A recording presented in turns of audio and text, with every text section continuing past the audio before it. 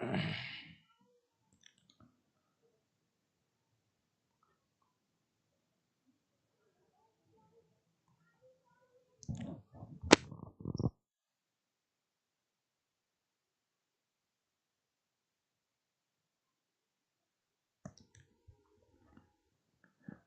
Hello hello.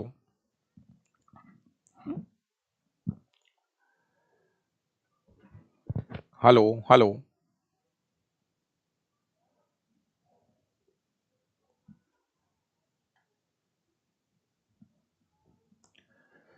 Hello hello. नमस्कार दोस्तों, मैं संजय डाबरा आप सभी विद्यार्थियों का हार्दिक स्वागत करता हूं डाबरा क्लासेज के इस ऑनलाइन प्लेटफॉर्म पर। सभी विद्यार्थियों को नमस्कार, गुड इवनिंग। और जल्दी से एक बार कमेंट करके बताओ भैया, आवाज वगैरह सब कुछ ठीक है? गुड इवनिंग सबको, नमस्कार। प्यारे विद्यार्थियों, आज दिन की ये दूसरी क्लास है। जितने भी स्टूडेंट्स थोड़े से बाद में जुड़े हैं तो मैं आपको बता दूं कि पहले 4 से 5 एक क्लास हो चुकी है और ये हमारी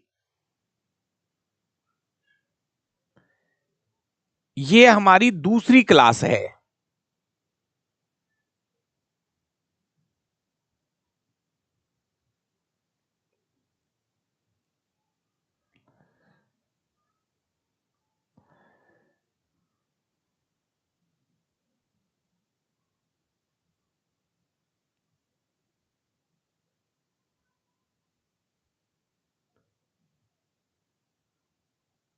एक मिनट एक मिनट।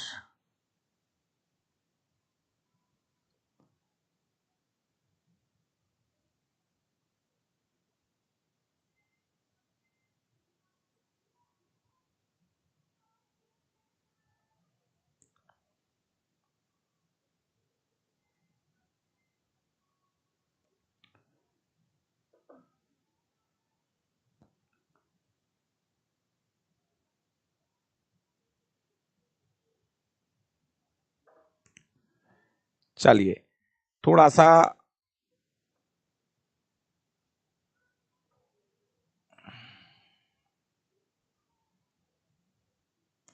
ओके। चलिए भाई, सबको नमस्कार। थोड़ी सी ब्राइटनेस में दिक्कत आ रही थी जो मैंने सही कर दी है। प्यारे विद्यार्थियों, जितने भी भाई लाइव है आप सबको मैं बता दूं कि शाम को जो क्लास हो रही है 8 से 9, उसके अंदर हम 2024 के जो लेटेस्ट पेपर हुए हैं उन पेपरों का हम सॉल्यूशन कर रहे हैं। और ये टोटल 62 पेपर होंगे जिसका आज हम कर रहे हैं पेपर नंबर 11। सभी दोस्त एक बार वीडियो को लाइक कर दीजिए, शेयर कर दीजिए। आप ही के लिए हम दिन में एक बार नहीं 2 बार क्लास लेके आ रहे हैं। 4 से 5 भी क्लास हो रही है जहां पर हम स्पेशल ग्रुप डी के लिए क्लास लगा रहे हैं। और शाम को 8 से 9 ये 2024 के लेटेस्ट पेपर में आपको करा रहा हूं। दोस्तों, अगर कोई स्टूडेंट नया है तो आप एप्लीकेशन पे जाके साइंस पढ़ सकते हैं। बिल्कुल 200 घंटे का कंप्लीट बैच है और ये वाला बैच आप ज्वाइन कर सकते हैं। इसकी जो फीस है वो 299 है। 1 साल की वैलिडिटी है इस वाले बैच की। और अगर किसी भी स्टूडेंट्स को बुक मंगानी है तो वो हमारे एप्लीकेशन से, डाबरा क्लासेस जयपुर एप्लीकेशन से बुक ऑर्डर कर सकता है। चलिए दोस्तों, आज की क्लास में हमारा railway loco pilot 2024 18/11/2024 second shift का पेपर आज हम करेंगे। तो चलिए, पहला क्वेश्चन आपकी स्क्रीन पर है। सीधा क्वेश्चन है, एकदम सीधा क्वेश्चन। चलो भाई, सीधा क्वेश्चन है, आराम से आपको जवाब देना है।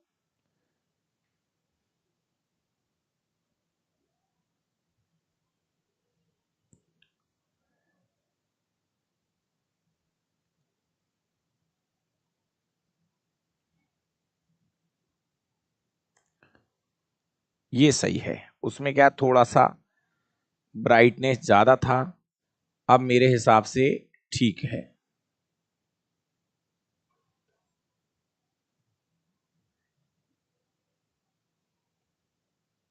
चलो अब ठीक है, अब ज्यादा ब्राइटनेस नहीं है मेरे हिसाब से, ठीक है। देखिए दोस्तों, पहला क्वेश्चन है, किसी पिंड की शक्ति को किलोवाट और वॉट दोनों में मापा जा सकता है, तो वॉट के संदर्भ में 1 किलोवाट का मान कितना होगा? प्यारे विद्यार्थियों, 1 किलोवाट का मान कितना होता है? एकदम आपको पहले तो मैं ये बता दूं, शक्ति P बराबर W/T होता है, मात्रक जूल बटे सेकंड, जूल प्रति सेकंड, जूल प्रति सेकंड इसका मात्रक होता है, और इसी को हम वॉट कहते हैं, इसी को हम क्या बोलते हैं? वॉट कहते हैं। प्यारे विद्यार्थियों, शक्ति का जो मात्रक होता है वो वॉट भी होता है, शक्ति का मात्रक किलोवाट भी होता है, शक्ति का मात्रक मेगावाट भी होता है, शक्ति का जो मात्रक है वो मेगावाट भी होता है, शक्ति का मात्रक हॉर्स पावर भी होता है, और शक्ति को मापने के लिए हम किलोवाट घंटे का भी यूज करते हैं। एक बार वापस से सुन लीजिए दोस्तों, 1 किलोवाट घंटे बराबर 1 वॉट बराबर 1 what, kilowatt, megawatt, horse power और किलोवाट घंटे। प्यारे विद्यार्थियों, 1 किलोवाट बराबर 1 किलोवाट का मतलब होता है 1000 वॉट, 1 किलोवाट बराबर होता है 1000 वॉट। अगर मैं 1 मेगावाट बराबर बोलूं तो 10 की पावर 6 वॉट। अगर दोस्तों 1 हॉर्स पावर बराबर बोलूं तो 746 वॉट, 746 वॉट। और यहां पर एक बिजली को शक्ति को मापने के लिए एक मात्रक होता है जिसको हम 1 किलोवाट घंटे लिखते हैं, इसको हम 1 यूनिट भी बोलते हैं। इसका मान 3.6 इंटू 10 की पावर 6 जूल होता है दोस्तों। तो आपका 1 नहीं, 2 नहीं, 3 नहीं, 4 क्वेश्चन मैंने रेडी कर दिए हैं। तो 1 किलोवाट बराबर यहां पर होता है 1000 वॉट, 1 किलोवाट बराबर 1000 वॉट, 1 किलोवाट ऊंचा है यहां पर। यह हमारा पहला क्वेश्चन है।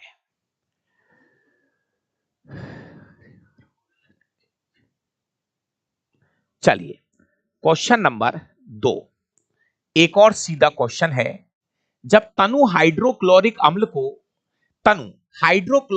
को कॉपर ऑक्साइड की थोड़ी मात्रा वाले बीकर में मिलाया जाता है तो कौन सा यौगिक बनता है? Copper oxide. प्यारे विद्यार्थियों, कॉपर ऑक्साइड की क्रिया हाइड्रोक्लोरिक अम्ल के साथ कराते हैं तो क्या बनेगा दोस्तों? जितने भी भाई लाइव आते हैं दोस्तों, आप खुद सोचिए कि हम आपके लिए रेडी है। 4 से 5 भी हम रेडी है, फिक्स टाइम पे आपके लिए क्लास लेके आते हैं। 8 से 9 भी हम आपके लिए तैयार रहते हैं, लेकिन आप आपके समय को लेके बिल्कुल तैयार नहीं हो। कोई 8:30 बजे जुड़ेगा, कोई 8:15 बजे जुड़ेगा, कोई 8:45 बजे जाके जुड़ता है। मेरा भाई, हम भी तो आपके जैसे ही है यार। हम फिक्स 8 बजे भाई तैयार है, 8 बजे आपके लिए। अपने टाइम को सुधारिए, मौका है, बहुत बड़ा मौका है, हाथ से नहीं जाना चाहिए। सभी दोस्त वीडियो को लाइक शेयर जरूर किया करो। क्वेश्चन नंबर 2 दोस्तों, ये बनेगा कॉपर क्लोराइड, CuCl2, CuCl2 ये बनेगा कॉपर क्लोराइड। साथ में इसको बराबर करने के लिए यहां 2 लगा रहा हूं, कॉपर क्लोराइड बनेगा और साथ में बनेगा जल।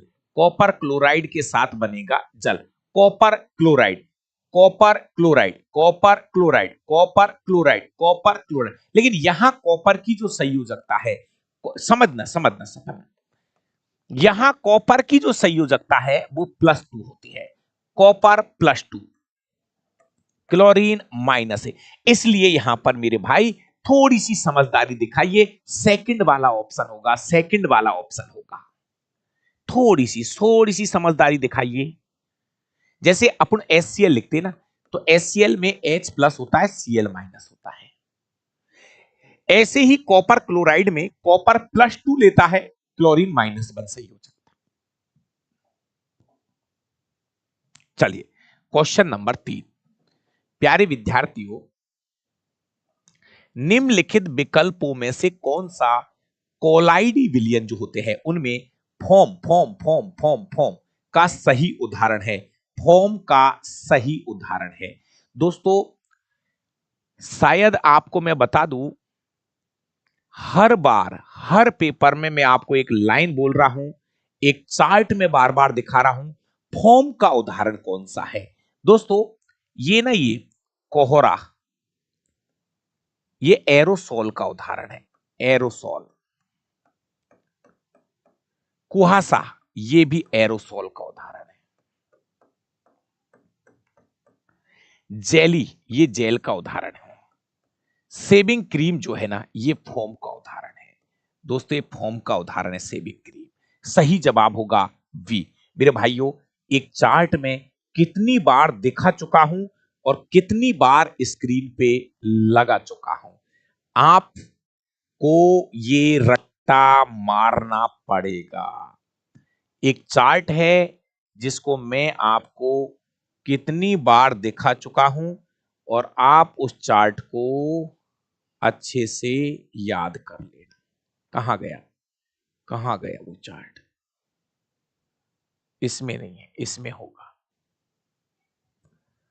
ये चार्ट है, इसको आप याद कर लो, याद कर लो। कहां गया? अभी तो दिखाया था 2-3 दिन पहले मैंने। कहां गया, कहां गया? आपको दिख रहा है? एनसीईआरटी कक्षा 9वीं का वो चार्ट था, कोलाइडी विलियन वाला। दोबारा भेजू क्या? अरे यार अभी भेजा था किसी दिन मैंने, अपने टेलीग्राम चैनल पे ही भेजा था शायद। कहीं नजर आ रहा है?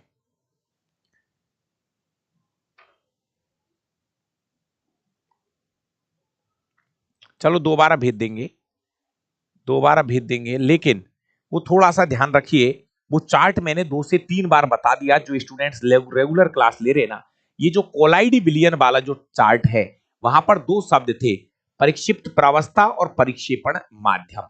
जी हाँ प्यारे विद्यार्थियों, एक बात क्लियर बता दूं, आज राजस्थान में 2-3 नोटिफिकेशन आए हैं। जो भी विद्यार्थी राजस्थान की तैयारी करता है तो उनको आप बता देना, उनको पता भी लग गया होगा। ठीक है ना? अगला क्वेश्चन देखिए। अगला क्वेश्चन ये है, सही कथन का चयन कर लो। सही कथन का चयन कैसे करोगे? नंबर 1, टेस्टोस्टेरोन जो कि पुरुषों का मुख्य हार्मोन है। टेस्टोस्टेरोन लड़कों में यौवना अवस्था के लक्षणों का भी नियंत्रण करता है। एकदम सही है। प्यारे विद्यार्थियों अच्छे से सुनो एक एक लाइन को। पुरुषों का जो मुख्य हार्मोन है, पुरुषों का मुख्य हार्मोन टेस्टोस्टेरोन रहता है और इसी की वजह से हमारे अंदर द्वितीयक लैंगिक लक्षण, आवाज का भारी होना, दाढ़ी मूंछों का आना, मांसपेशियों का मजबूत होना, ये सभी लक्षण टेस्टोस्टेरोन की वजह से आता है। इसके अलावा प्रोजेस्टेरोन लड़कों में नहीं मेरे प्यारे विद्यार्थियों, ये जो प्रोजेस्टेरोन है ना ये लड़कों में नहीं निकलता।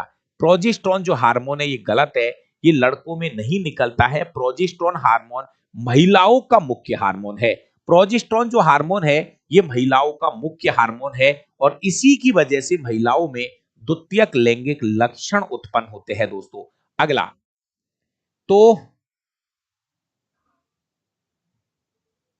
इसमें आपका दोनों कथन असत्य है, कथन ए सत्य है और बी असत्य है। आंसर यहां पर बी टिक हो जाएगा। दोस्तों क्वेश्चन नंबर 2 का आंसर जो है वो बी टिक हो जाएगा। अगला क्वेश्चन देखिए, जब सफेद प्रकाश को कांच की प्रिज्म द्वारा 7 रंगों में विक्षेपित किया जाता है तो निम्न में से किस रंग का विचलन कोण का मान सबसे कम होता है? दोस्तों प्यारे विद्यार्थियों ये हमारी प्रिज्म है। जब श्वेत प्रकाश को इस प्रिज्म से गुजारा जाता है, श्वेत प्रकाश को जब इस प्रिज्म से गुजारा जाता है तो प्यारे विद्यार्थियों आपको पता होगा सबसे ऊपर रहता है रेड और सबसे नीचे चला जाता है वॉयलेट। इसका क्रम कुछ इस तरीके से रहता है, VIV GYOR, विबग्योर।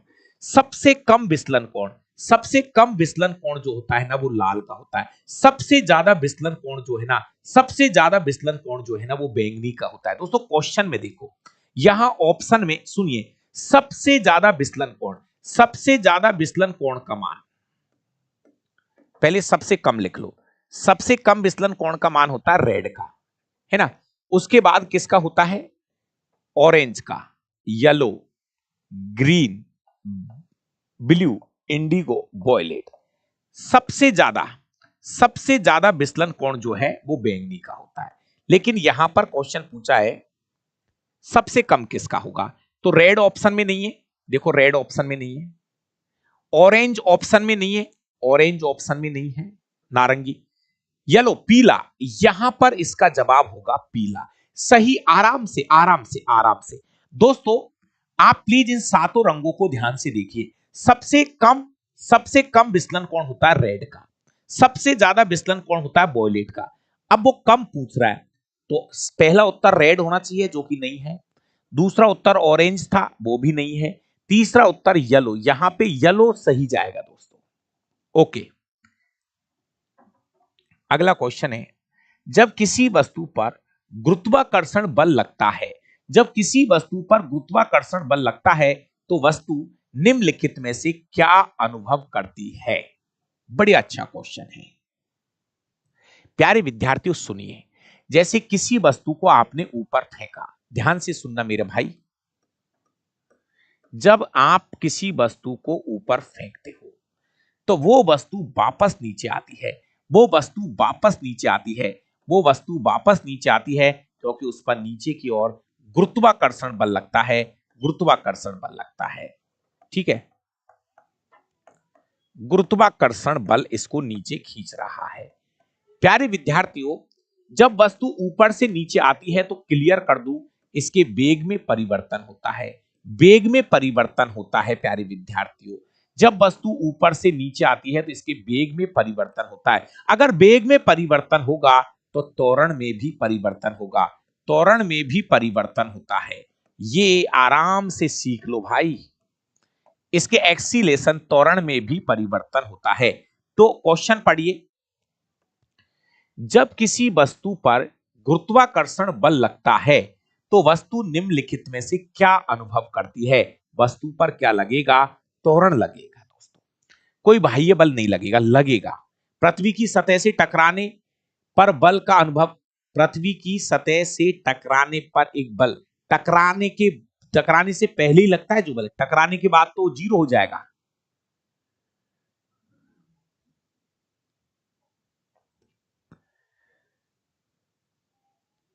ये क्वेश्चन को एक बार आप समझ लीजिए प्लीज प्यारे विद्यार्थियों, जब भी किसी वस्तु का ऊपर फेंक रहे हो तो जैसे ही वो ऊपर से नीचे आती है तो उस पर लगता है गुरुत्वाकर्षण बल, तो वस्तु नीचे आती है तो उसके वेग में परिवर्तन होता है। जैसे जैसे नीचे आएगी वेग बढ़ेगा, स्पीड बढ़ेगी, वेग में परिवर्तन होगा, और वेग में परिवर्तन होना ही त्वरण कहलाता है। वेग में परिवर्तन होना ही क्या कहलाता है? त्वरण कहलाता है। अगला क्वेश्चन नंबर 7, द्रव्य, द्रव्य को हम पदार्थ भी कहते हैं भाई, द्रव्य को हम पदार्थ भी कहते हैं दोस्तों। पदार्थ के कण रिक्त स्थान के कारण निरंतर गतिशील रहते, ये क्वेश्चन रिपीट हो रहा है।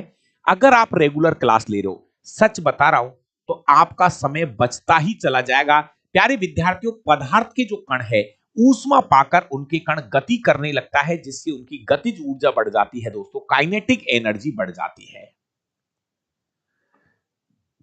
क्वेश्चन नंबर 8, पुष्प के मादा जनन अंग में, पुष्प के मादा जनन अंग में, भाइयों रिपीट हो रहा है क्वेश्चन, मादा जनन अंग में पहले मेनली 3 भाग होते हैं। सबसे ऊपर बढ़ती काग्र, सबसे ऊपर बढ़ती काग्र, बीच वाला भाग बढ़ती का, बढ़ती का, और ये वाला भाग ओवरी या अंडाशय, अंडाशय। इसके अंदर होता है बीजांड, इसके अंदर क्या होता है? बीजांड। दोस्तों यहां पर आराम से पढ़ो क्वेश्चन को, पुष्प के मादा जनन अंग में उभरा फूला भाग, उभरा फूला जो भाग है ये ओवरी या अंडाशय कहलाता है। उभरा उभरा उभरा फूला भाग अंडाशय कहलाता है।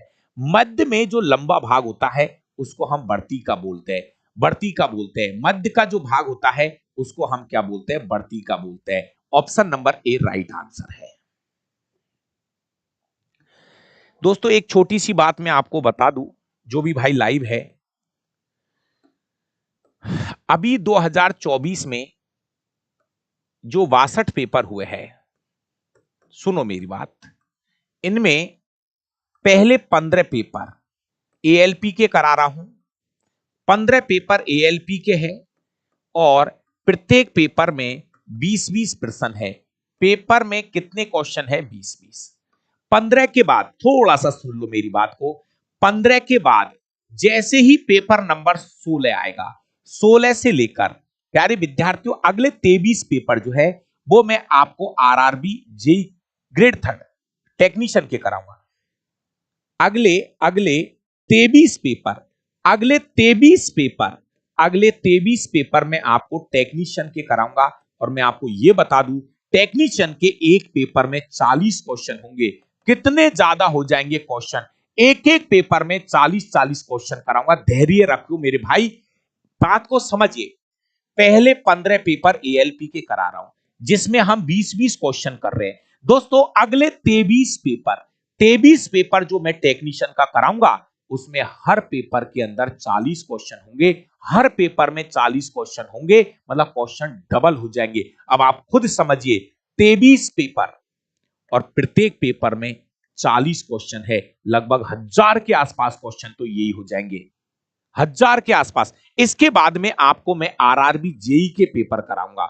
आरआरबी जेई के अंदर आपको 9 पेपर कराऊंगा और प्रत्येक पेपर के अंदर 30 प्रश्न होंगे। प्रत्येक पेपर में कितने प्रश्न होंगे, 30 प्रश्न होंगे। थोड़ा सा पता तो लगे, कुछ भाई सोच रहे होंगे 20 क्वेश्चन ही कराते, अरे 20 नहीं 30 भी होंगे, 30 नहीं 40 भी कराऊंगा भाई।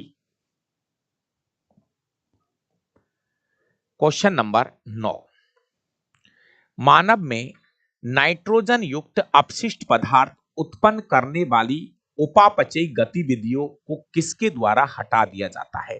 मेरे प्यारे विद्यार्थियों, हमारे शरीर के अंदर बहुत सारे नाइट्रोजनी युक्त अपशिष्ट पदार्थ बनते हैं। जैसे मेनली हमारे जो नाइट्रोजन युक्त अपशिष्ट पदार्थ है वो है यूरिया। यूरिया का फॉर्मूला होता है NH2CO NH2। दोस्तों, जब हमारे शरीर में प्रोटीन का डीएमिनेशन होता है, जब हमारे शरीर के अंदर प्रोटीन टूटती है तो अमोनिया बनता है। अमोनिया का डीएमिनेशन फिर यूरिया बन जाता है। कहने का मतलब ये एक अपशिष्ट पदार्थ है। यूरिया एक अपशिष्ट पदार्थ है जिसे हम मूत्र के साथ बाहर निकालते हैं। तो प्यारे विद्यार्थियों, अपशिष्ट पदार्थों को बाहर निकालने के लिए हमारा जो मुख्य तंत्र है वो है उत्सर्जन तंत्र। हमारा मुख्य तंत्र कौन सा है, उत्सर्जन तंत्र है। अगला क्वेश्चन पढ़िए, अगला क्वेश्चन पढ़िए दोस्तों। अगला क्वेश्चन ये है, निम्नलिखित में से कौन सा कथन कार्बन यौगिक की प्रकृति के बारे में गलत है। भैया आराम से पढ़ना इस क्वेश्चन को। 4 से 5 क्लास लिया करो। 4 से 5 स्पेशल ग्रुप डी के पेपर करा रहा हूं, जहां पर पेपर नंबर 59 कराया है मैंने। कल फिर मिलूंगा 4 बजे पेपर नंबर 60 नंबर के साथ। दोस्तों, कार्बन के अन्य परमाणुओं के साथ बंधन बनाने की अद्वितीय क्षमता होती है, जिससे बड़े अणुओं का निर्माण होता है। इस गुण को श्रृंखलन कहते हैं। पहली लाइन बिल्कुल सही है दोस्तों। ऐसा आपने सुना होगा, कहते हैं कार्बन कार्बन आपस में एक लंबी श्रृंखला बनाकर बहुत सारे कंपाउंड बनाने की क्षमता कार्बन अपने पास रखता है दोस्तों। अगला, कार्बन के ऐसे यौगिक जिनके कार्बन परमाणुओं के बीच द्विआबंध या त्रिआबंध होता है, असंतृप्त यौगिक कहलाते हैं। जी हां प्यारे विद्यार्थियों, एक तो होता है संतृप्त यौगिक। संतृप्त में कार्बन कार्बन के बीच में एकल बंध होता है। और जो असंतृप्त यौगिक होते हैं दोस्तों, असंतृप्त यौगिक में कार्बन कार्बन के बीच डबल बॉन्ड और ट्रिपल बॉन्ड आपको देखने को मिलेगा। यह भी कथन बिल्कुल सही है, ऑप्शन नंबर बी। कार्बन के यौगिक ऑक्सीजन से ही बनते नहीं, कार्बन के सबसे ज्यादा यौगिक हाइड्रोजन से बनते हैं। कार्बन के सबसे ज्यादा यौगिक हाइड्रोजन से बनते हैं दोस्तों। सी ऑप्शन यहां गलत है। और चौथा ऑप्शन पढ़ लो, कार्बन के ऐसे यौगिक जिनमें कार्बन परमाणुओं के बीच एकल बंध पाया जाता है, संतृप्त यौगिक कहलाते हैं। देखो, अगर एकल कार्बन कार्बन के बीच सिंगल बॉन्ड है, संतृप्त यौगिक। कार्बन कार्बन के बीच डबल और ट्रिपल बॉन्ड है, असंतृप्त यौगिक कहलाते हैं। और कार्बन के सबसे ज्यादा जो यौगिक है वो हाइड्रोजन के साथ होते हैं दोस्तों। इस क्वेश्चन में जो गलत कथन है वो है सी।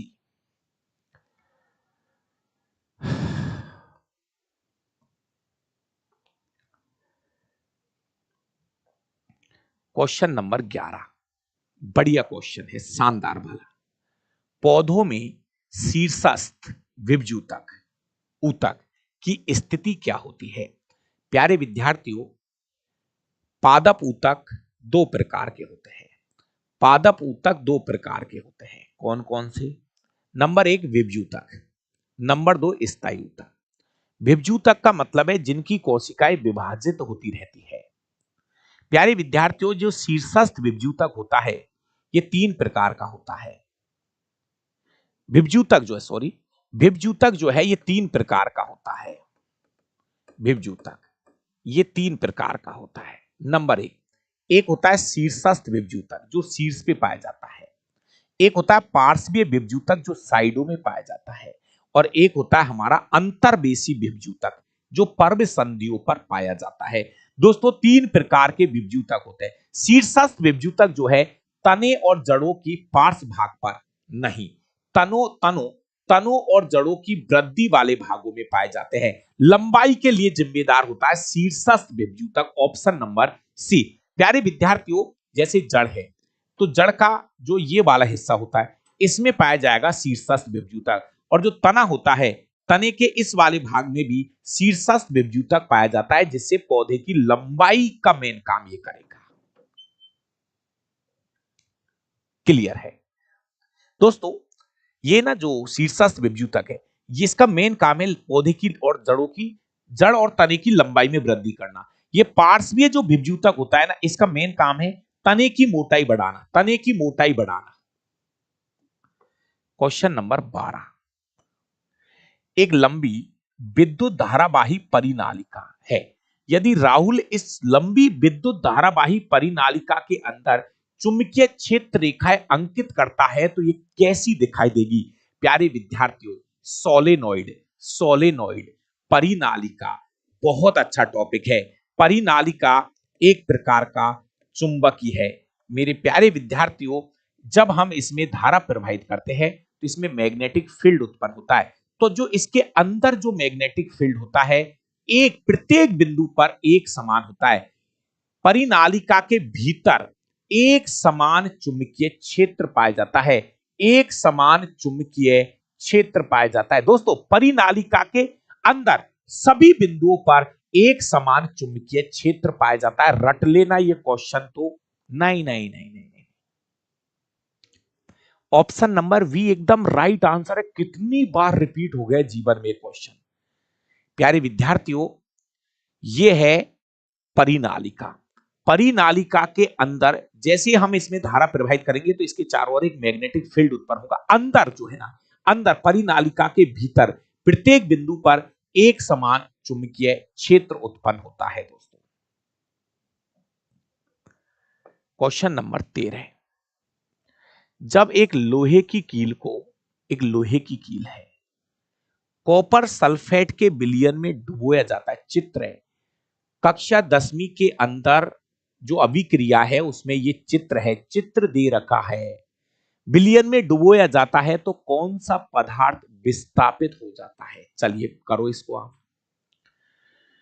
विक्रम भाई बहुत बढ़िया, प्रेम, लक्ष्मी नारायण, नरेंद्र भाई, सबको नमस्कार। सभी दोस्त चीजों को नोट करिए, पढ़िए, प्रैक्टिस करिए। जितना प्रैक्टिस करना उतना करिए, जितने ज्यादा से ज्यादा क्वेश्चन करते उतना करिए। पहले 99 पेपर करा दूं, इधर 62 पेपर करा दूं, उसके बाद मैं कह रहा हूं आपको हर चैप्टर का एक एक क्वेश्चन करा दूंगा। टॉपिक बाय प्रैक्टिस भी मैं कराऊंगा परीक्षा से पहले, मेरी जिम्मेदारी है। दोस्तों, मैं आपको बता दूं लोहे की क्रिया कॉपर सल्फेट के साथ कराई जा रही है। दोस्तों, ये विस्थापन अभिक्रिया है। ये लोहा जो है ना, लोहा ये ज्यादा क्रियाशील है। ये कॉपर के धक्का मार देगा। कॉपर कम क्रियाशील है तो जो उत्पाद बनेगा ये Fe यहां आ जाएगा तो ये बनेगा FeSO4। ये फेरस सल्फेट बनेगा। साथ में दोस्तों कॉपर के धक्का मार के बाहर फेंक दिया जाता है। तो ये विस्थापन अभिक्रिया है। कौन सा पदार्थ विस्थापित हो रहा है? तो सही आंसर होगा सी। यहां लोहे के द्वारा कॉपर को विस्थापित किया गया है। यह विस्थापन अभिक्रिया है। दोस्तों, इस क्रिया का नाम है विस्थापन अभिक्रिया। इसमें क्या होता है, अधिक क्रियाशील वाली धातु कम क्रियाशील वाली धातु को विस्थापित कर देती है।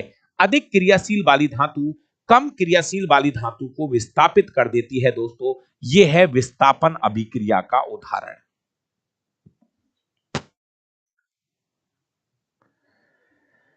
चलिए बहुत बढ़िया। Question number 13।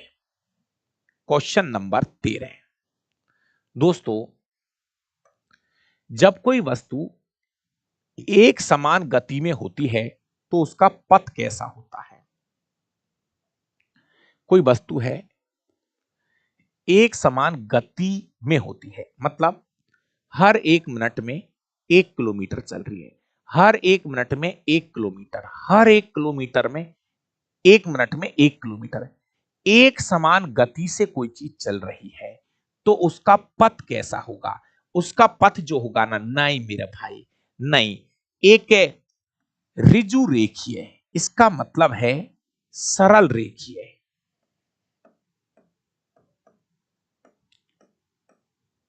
Straight line, straight line, straight line, straight line, straight line होगा, स्ट्रेट लाइन होगा। पथ जो होगा ना वो सीधी रेखा में होगा, सीधी रेखा में होगा। जब कोई वस्तु एक समान गति में होती है तो उसका जो पथ होता है वो सरल रेखीय होता है, सीधा पथ होता है प्यारे विद्यार्थियों। हाँ, ये ऋजु रेखीय ना, इसी को स्ट्रेट लाइन बोलते हैं दोस्तों, straight line. Question number 15। Question number 15 check करो एक बार। क्वेश्चन नंबर 15 चेक करो दोस्तों। क्वेश्चन ये है, गलत वाक्य या वाक्यों की पहचान करनी है। कुछ जीव कार्बन डाइऑक्साइड और जल के रूप में अकार्बनिक स्रोतों से प्राप्त सरल खाद्य सामग्री का उपयोग करते हैं। कुछ जीव कार्बन डाइऑक्साइड और जल के रूप में अकार्बनिक स्रोतों से प्राप्त सरल खाद्य, नहीं नहीं नहीं नहीं, ए ऑप्शन पहली बात तो ये गलत है। इसका CO2 कार्बनिक यौगिक है, पहला कथन खत्म करो।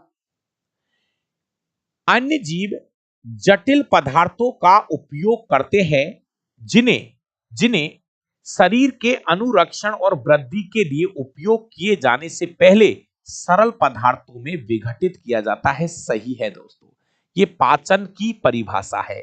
जैसे हम भोजन खाते, हमारी बात करिए, जब हम भोजन खाते हैं तो उस समय भोजन थोड़ी सी जटिल अवस्था में होता है, तो हम क्या करते हैं, हमारे जो एंजाइम जो है वो जटिल पदार्थों को सरल पदार्थों में क्या करते हैं, विघटित करते हैं। बी ऑप्शन तो राइट है। सी, विषमपोषी जीवों में पादप शामिल है। नहीं नहीं नहीं नहीं नहीं नहीं, पादप विषमपोषी थोड़ी होते हैं। पादप तो अपना भोजन खुद बनाते हैं, वो तो स्वपोषी होते हैं।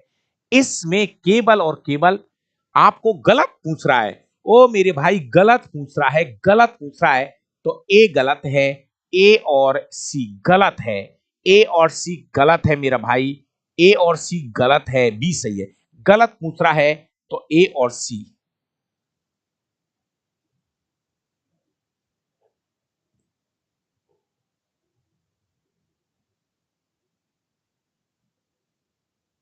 एक मिनट, ए को चेक कर लेते हैं एक बार, ए को चेक कर लेते हैं।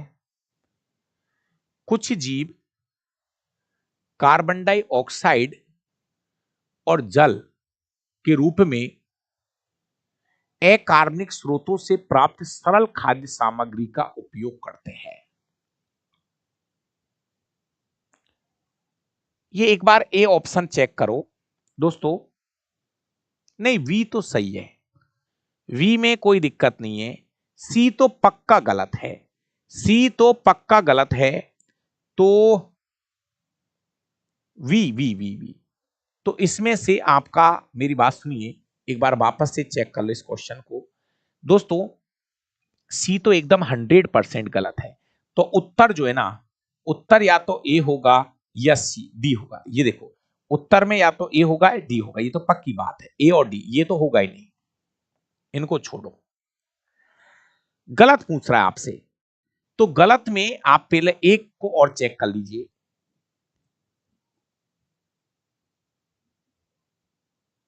तो इसमें दोस्तों ये जो ऑप्शन है, सॉरी ये वाला, ये सही कैसे है, मेरी बात को थोड़ा सा और समझने की कोशिश करिए। कुछ जीव, जैसे कुछ जीव है CO2 लेंगे, जल लेंगे और अपना भोजन बनाएंगे, प्रकाश संश्लेषण की क्रिया से अपना भोजन बनाते हैं, C6H12O6 ऐसा पादपों में हो रहा है। कुछ जीव CO2 और जल के रूप में अकार्बनिक स्रोतों से प्राप्त सरल खाद्य सामग्री का क्या करते हैं, उपयोग करते हैं। ए को भी सही माना इन लोगों ने, एक बार मैं और चेक कर देता हूं इसको पूरा। क्वेश्चन नंबर 15 की बात हो रही है।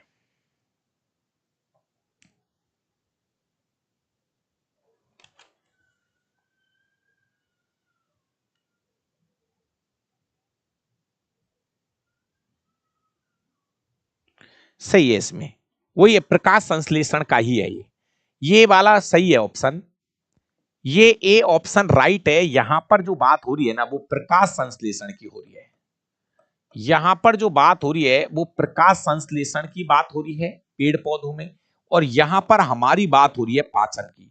तो यहां केवल एक कथन गलत है, सी वाला ऑप्शन डी यहां पर राइट लगेगा। नहीं नहीं, इनकी भाषा में थोड़ा वो है, कुछ जीव CO2 जल के रूप में अकार्बनिक स्रोतों से प्राप्त सरल खाद्य सामग्री का उपयोग करते हैं, ये यहां पर सही है, ये प्रकाश संश्लेषण वाला ऑप्शन है। और चेक कर दूंगा इसको, देखो निम्नलिखित में से कौन सी संख्या कैल्शियम के परमाणु द्रव्यमान को दर्शाती है।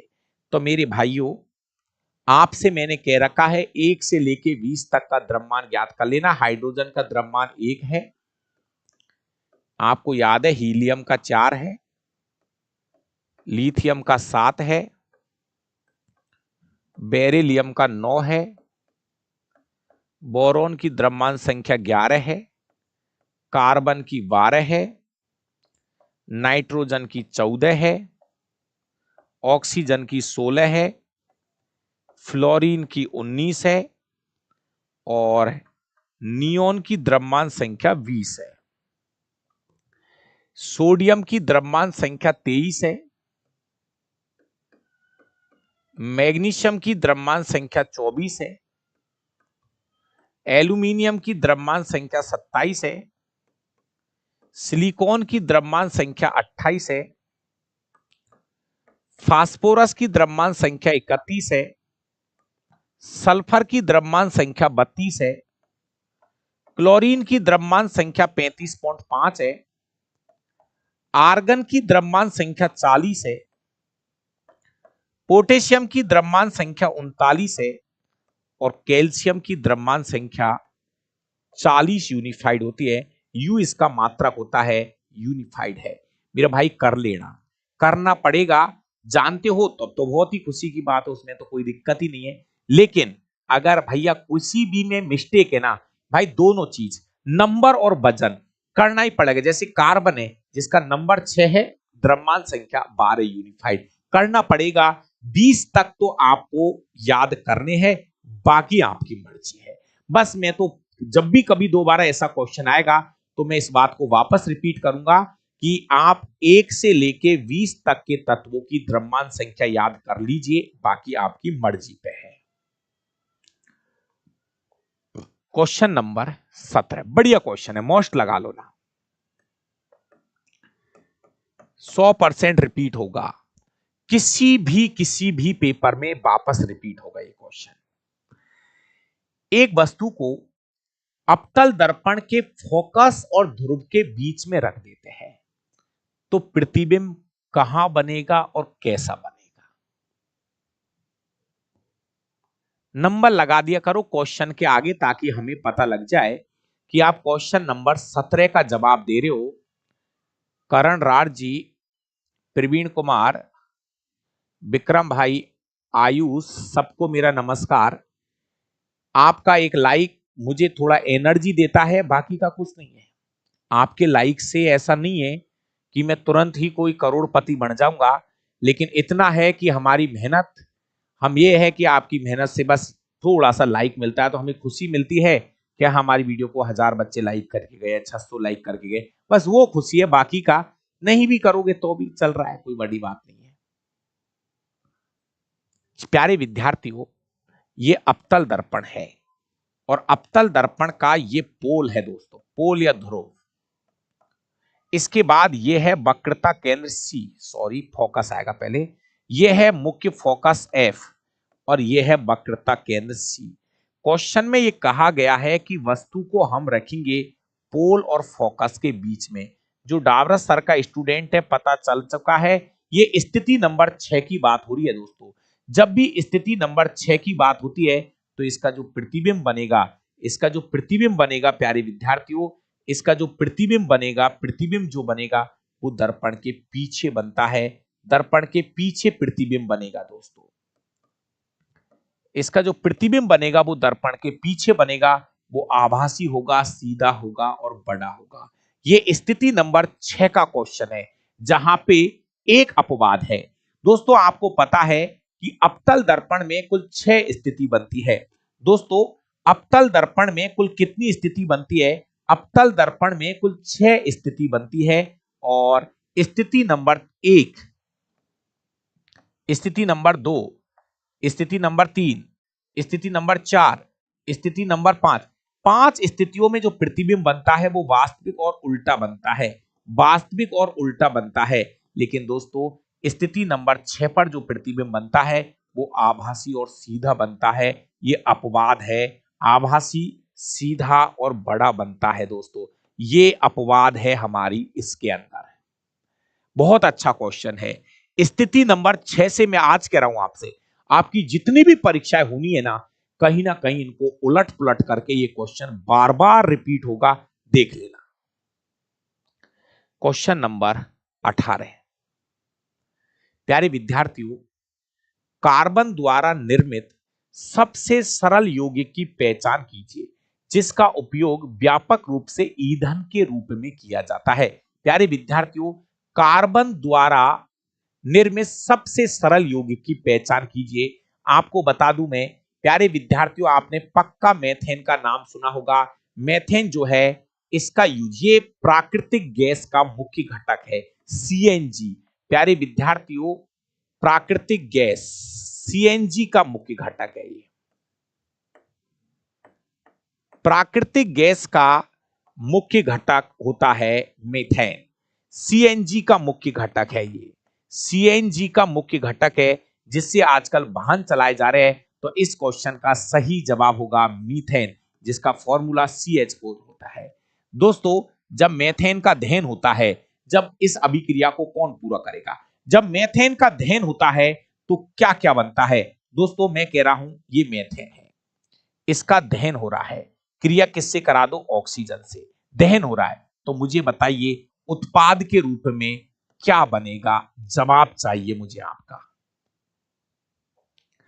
जब मेथेन का दहन होगा तो पक्की बात है प्यारे विद्यार्थियों, जब मेथेन का दहन होता है तो क्या क्या बनेगा? इससे उस साधन को ऊर्जा मिलती है। ये एक ऊष्माक्षेपी अभिक्रिया है। दोस्तों ये जो अभिक्रिया है ना, ये एक ऊष्माक्षेपी अभिक्रिया है। मैं जो पूछा उसका जवाब दे दो।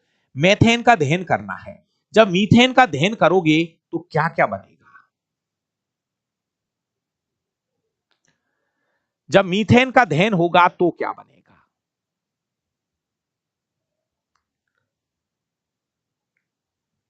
CO2 बनेगा, जल बनेगी और ऊर्जा बनेगी। CO2 बनेगा, जल बनेगा और साथ में उस साधन को चलने के लिए ऊर्जा उत्पन्न होती है। दोस्तों CO2 जल और ऊर्जा का निर्माण होगा, हाइड्रोजन गैस नहीं, CO2 और जल। जितने भी भाई लेट जुड़े हैं मैं आपको फिर क्लियर कर देता हूं।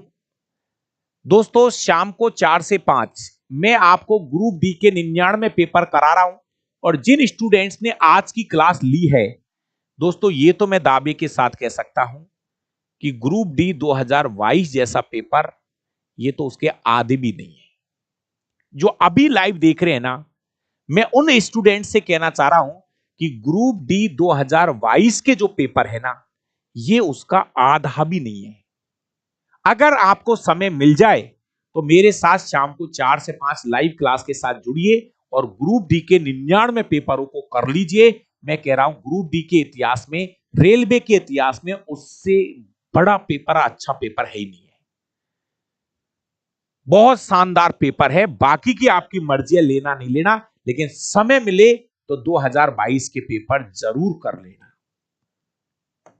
प्यारे विद्यार्थियों, जीवों की मूल निर्माण की इकाई कौन सी है?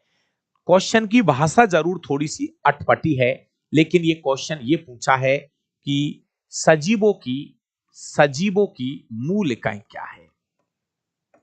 सजीवों की मूल इकाई किसे कहा जाता है? मूल इकाई बोल दीजिए, या हम इसको संरचनात्मक एवं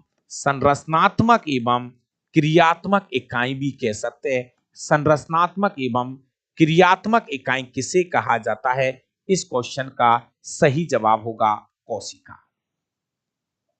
चलिए, जब कोशिका आ ही गया तो चलिए मैं कोशिका से 10 क्वेश्चन आपसे पूछता हूं। पहला क्वेश्चन, कोशिका के 10 क्वेश्चन पूछूंगा, आप कितने क्वेश्चनों का जवाब दे पाओगे? कोशिका के 10 क्वेश्चन पूछूंगा। मुंह जबानी। कोशिका के 10 क्वेश्चन में आपसे मुंह जबानी पूछ रहा हूं। नंबर 1, प्यारे विद्यार्थियों, पहला क्वेश्चन, कोशिका का अध्ययन, शॉर्ट में लिख देना मैं समझ जाऊंगा, 10 क्वेश्चन पूछ रहा हूं कोशिका से। क्वेश्चन नंबर 1, कोशिका का अध्ययन क्या कहलाता है? क्लियर है? सही है सर, आ गया समझ में। क्वेश्चन नंबर 2, दोस्तों कोशिका का अध्ययन साइटोलॉजी कहलाता है। कोशिका का अध्ययन क्या कहलाता है? Cytology. Question number 2, group of cell, histology नहीं, छोटा शब्द लिख दो मैं समझ जाऊंगा। क्वेश्चन नंबर 2, कोशिकाओं के समूह को क्या कहा जाता है? ग्रुप ऑफ सेल, कोशिकाओं के समूह को क्या कहा जाता है? कोशिकाओं के समूह को क्या कहा जाता है? ग्रुप ऑफ सेल, कोशिकाओं के समूह को ऊतक कहा जाता है। कोशिकाओं के समूह को क्या कहते हैं? ऊतक कहते हैं। ठीक है। नंबर 3, ऊतकों का अध्ययन विज्ञान की किस शाखा में करते हैं? ऊतकों का अध्ययन विज्ञान की हिस्टोलॉजी शाखा में करते हैं। ऊतकों का अध्ययन विज्ञान की हिस्टोलॉजी शाखा में किया जाता है। हिस्टोलॉजी शाखा में करते हैं। टिश्यू, ऊतकों का अध्ययन विज्ञान की हिस्टोलॉजी शाखा में किया जाता है। क्वेश्चन नंबर 3 यहां हो गया। क्वेश्चन नंबर 3 ये हो गया। क्वेश्चन नंबर 4, कोशिका की खोज किसने की? प्यारे विद्यार्थियों, कोशिका की खोज 1665 में रॉबर्ट ब्राउन ने की थी। क्या हुक ने करी है? बताओ, ब्राउन या हुक? बस आप तो इतना सा बता दिया। कोशिका की खोज किसने की है? रॉबर्ट ब्राउन ने या रॉबर्ट हुक ने? बताओ, कमेंट करके बताओ। कोशिका की खोज किसने की? रॉबर्ट ब्राउन या रॉबर्ट हुक ने? हुक आ गया ना? आ गया। ठीक है, ठीक है। प्यारे विद्यार्थियों, तो आपको दोनों क्वेश्चन आ रहे होंगे, ये दो नाम आप पे आ रहे होंगे पक्का। कोशिका की खोज जो है वो किसने की है? रॉबर्ट हुक ने की है। तो फिर ये रॉबर्ट ब्राउन कौन है? ये रॉबर्ट ब्राउन कौन है? इसका नाम आपने सुना होगा। ये रॉबर्ट ब्राउन कौन है? ये रॉबर्ट ब्राउन कौन है? एक बार कमेंट करके बताना मेरा भाई, ये रॉबर्ट ब्राउन कौन है? प्यारे विद्यार्थियों, रॉबर्ट ब्राउन ने 1831 में केंद्रक की खोज की थी। 1831 में न्यूक्लियस, केंद्रक की खोज की थी। दोस्तों, किसकी खोज की थी? केंद्रक की खोज की है। केंद्रक की खोज किसने की है? रॉबर्ट ब्राउन ने। चलिए, यहीं पर एक क्वेश्चन और पूछता हूं। केंद्रक का अध्ययन, केंद्रक का अध्ययन विज्ञान की किस शाखा में किया जाता है? केंद्रक का अध्ययन विज्ञान की किस शाखा में करते? कौन जवाब देगा इस क्वेश्चन का?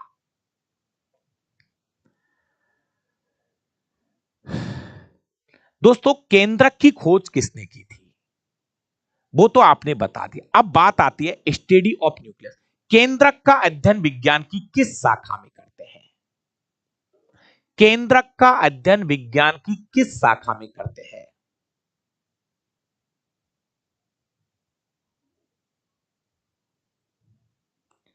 ऐसे बहुत सारे क्वेश्चन बना सकते हैं हम। आपसे कह रहा हूं कोशिका के ऊपर है ना, चैप्टर के ऊपर, सच बता रहा हूं, हम कम से कम 300-400 क्वेश्चन बना सकते हैं अच्छे वाले। दोस्तों, केंद्रक का जो अध्ययन है ये कैरियोलॉजी कहलाता है। केंद्रक के अध्ययन को कैरियोलॉजी कहते हैं। स्टडी ऑफ केंद्रक, केंद्रक के अध्ययन को कैरियोलॉजी कहा जाता है। केंद्रक के अध्ययन को कैरियोलॉजी कहा जाता है। कैरियोलॉजी, मैं यहां पर बायोलॉजी की बात कर रहा हूं दोस्तों। कैरियोलॉजी, कैरियोलॉजी, कैरियोलॉजी बोलते हैं।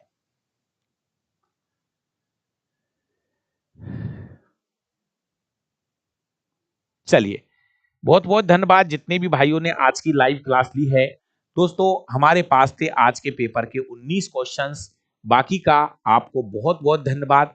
आप पढ़ते रहे, सीखते रहे। और दोस्तों, जिस भाई को भी विज्ञान पढ़नी है, आज फिर कह रहा हूं, मौका है। मात्र 299 रुपए के अंदर आप पूरा विज्ञान पढ़ सकते हैं, 299 के अंदर। ये ऑफर मानो कुछ भी मानिए, इसके अंदर आपको 200 घंटे की क्लासें हम दे रहे हैं, कंप्लीट साइंस। चाहे दिन में आप 2 क्लास पढ़ो, 4 क्लास पढ़ो, 10 क्लास पढ़िए, दोस्तों 200 घंटे की हम आपको क्लासें इसमें दे रहे हैं। टोटल एनसीईआरटी 100% में लिख रहा हूं, एनसीईआरटी का हर एक चैप्टर मैंने इसमें करवाया है। जिसको भी ज्वाइन करना है, प्ले स्टोर पे जाके, ये डावरा क्लासेज के नाम से मेरा एप्लीकेशन है, ये मेरा कॉन्टैक्ट नंबर है। मेरा भाई, एक बार तो विज्ञान पढ़ना पड़ेगा। चाहे आज पढ़ ले, 6 महीना बाद पढ़ लेना, अगली साल पढ़ लेना, एक बार विज्ञान आपको पढ़ना पड़ेगा। थैंक यू प्यारे विद्यार्थियों।